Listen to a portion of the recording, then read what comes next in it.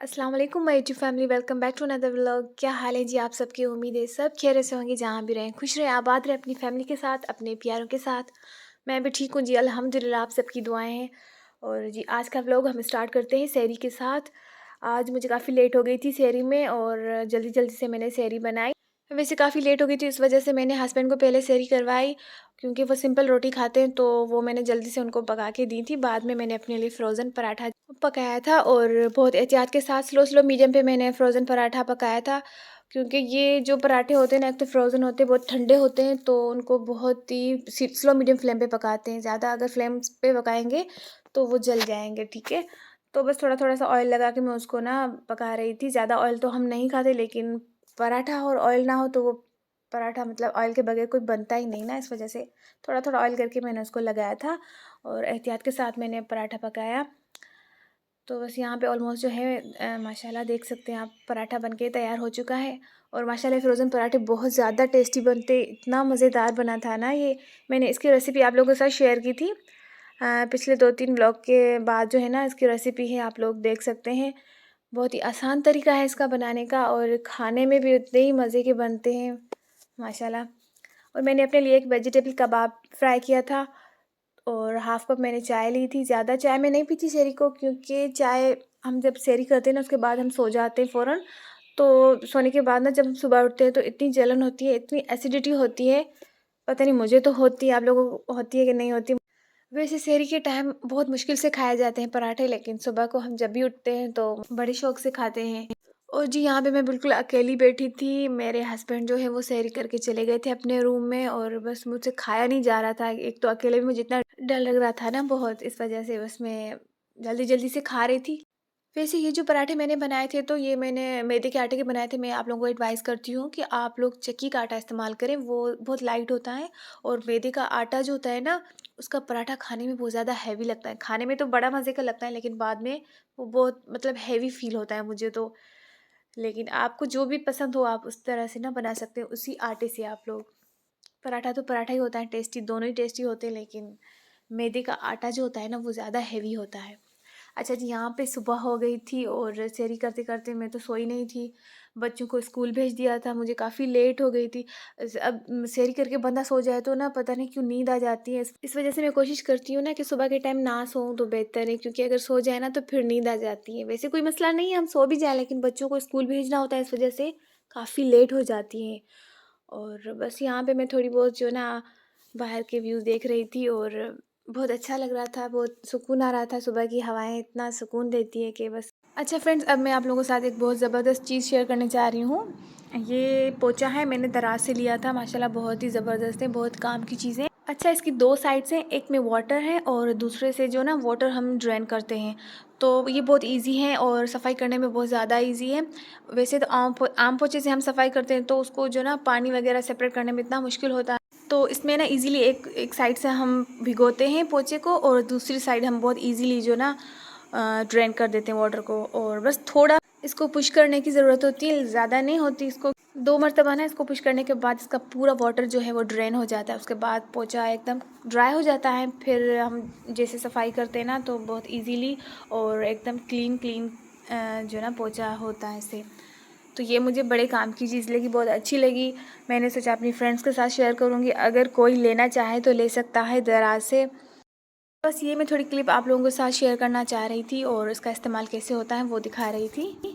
चलिए जी, अब मैं आप लोगों को एक और चीज़ दिखाती हूँ, जो कि बहुत ही काम की चीज़ है। और स्पेशली हम औरतें बेचारी सारा दिन काम करती रहती है, डस्टिंग वगैरह करती हैं, तो हमें बहुत ज़्यादा मुश्किल लगती है।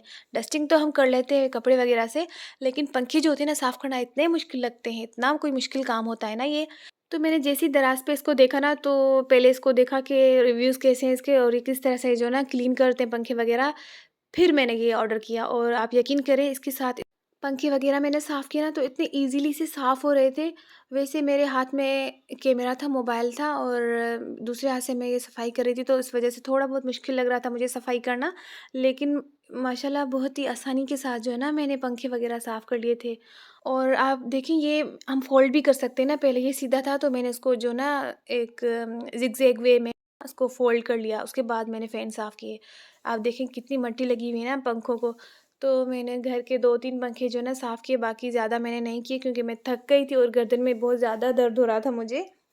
अच्छा जी, दराज़ से पार्सल आया था, ये भी 2-3 दिन से पड़ा हुआ था। मैंने कहा इसकी अनबॉक्सिंग करती हूँ, तो सोचा आप लोगों के साथ ही शेयर करूँगी। जो वैसे ये काफ़ी दिन से पड़ा हुआ था और मुझे याद ही नहीं था कि मैंने एक ऑर्डर क्या किया था। तो बस मैंने जैसे अनबॉक्सिंग किया इत्तेफ़ाक से ना, तो कैमरा के सामने मुझे ये दिखाने पड़ गए और है तो बहुत काम की चीज़। ये स्पून था। ये आजकल बड़ा ट्रेंड चल रहा है ना इसका स्पून का, बहुत ही काम की चीज़ है ये। मतलब एक तरफ इसको छन्नी लगी हुई है और दूसरी टाइप, मतलब ये स्पून टाइप ही है ना, तो इससे जो है ना हम शोरबा वग़ैरह आराम से निकाल सकते हैं और बूटी वग़ैरह उसको अलग सेपरेट कर सकते हैं हम। तो ये मुझे अच्छा लगा और ये था स्पून स्टैंड, तो ये भी बड़े काम की चीज़ है। मतलब इस पे ना हम कोई भी स्पून वग़ैरह रख सकते हैं।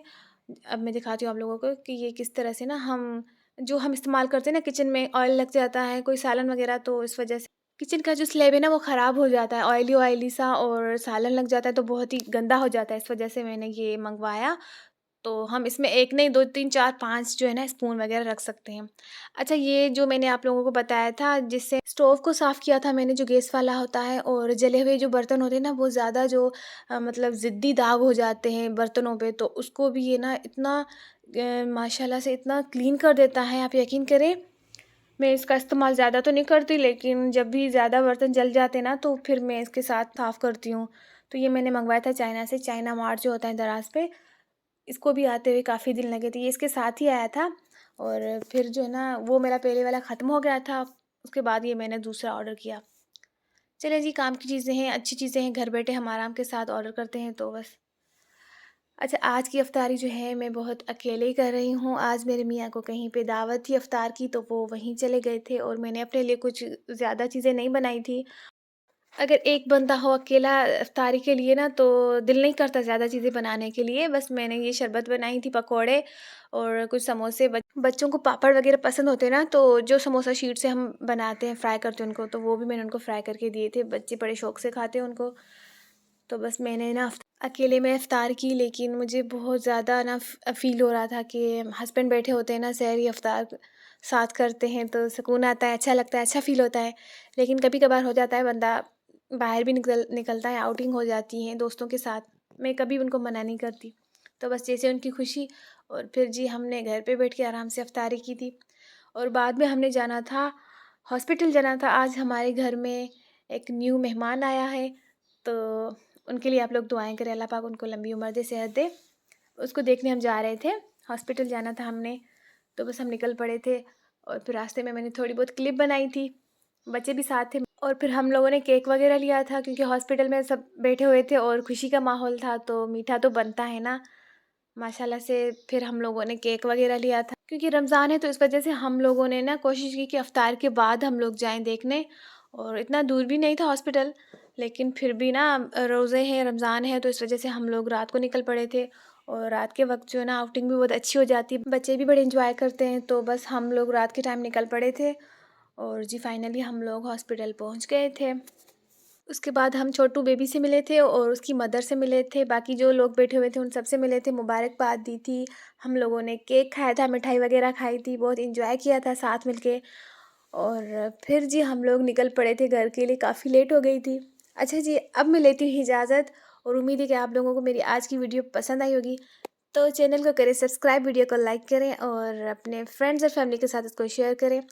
मिलते हैं नेक्स्ट वीडियो में, तब तक के लिए अल्लाह हाफ़िज़।